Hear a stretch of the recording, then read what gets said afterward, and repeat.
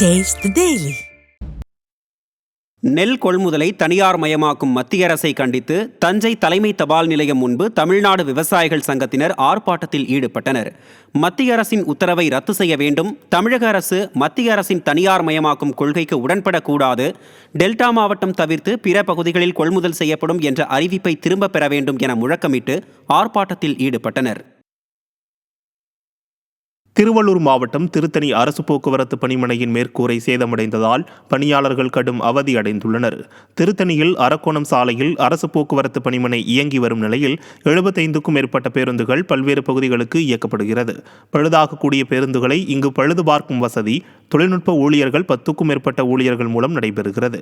பழுது பார்க்கும் இடத்தின் மேற்கூரை தகடுகள் காற்றில் அடித்துச் செல்லப்பட்டு வெறும் வெற்றிடமாக உள்ளதால் மழையிலும் வெயிலிலும் கடுமையாக பாதிப்பிற்குள்ளாவதாக ஊழியர்கள் வேதனை தெரிவிக்கின்றனர்.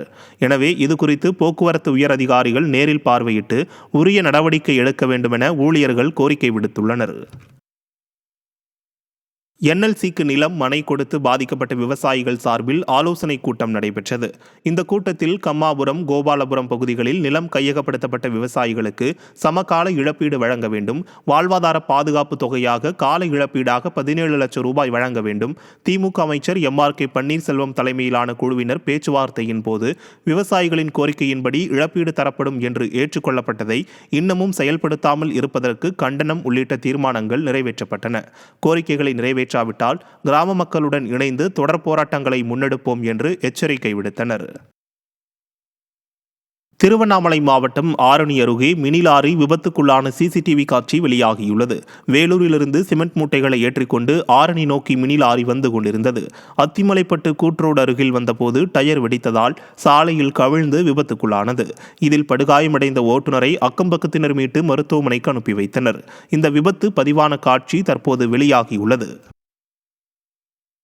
திருப்பூர் மாவட்டம் உடுமலை அருகே மனைவி தூக்கிட்டு தற்கொலை செய்து கொண்டதால் அதிர்ச்சி அடைந்த கணவரும் தற்கொலை செய்து கொண்டார்.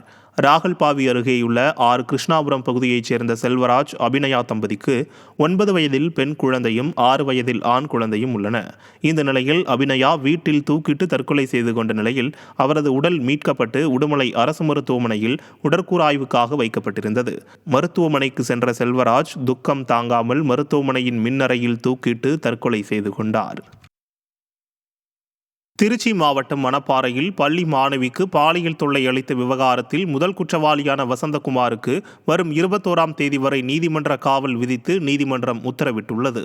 மணப்பாறையில் உள்ள தனியார் பள்ளி மாணவிக்கு பாலியல் தொந்தரவு அளித்த விவகாரம் தொடர்பாக பிடிபட்ட வசந்தகுமார், மாராட்சி, சுதா, செழியன் மற்றும் ஜெயலட்சுமி ஆகிய 5 பேர் திருச்சி மகளிர் நீதிமன்றத்தில் ஆஜர்படுத்தப்பட்டனர். வழக்கை விசாரித்த நீதிபதி வசந்தகுமாருக்கு வரும் 21ஆம் தேதி வரை நீதிமன்ற காவல் விதித்து உத்தரவிட்டார். மீதமுள்ள 4 பேருக்கும் பிணை வழங்கப்பட்டது.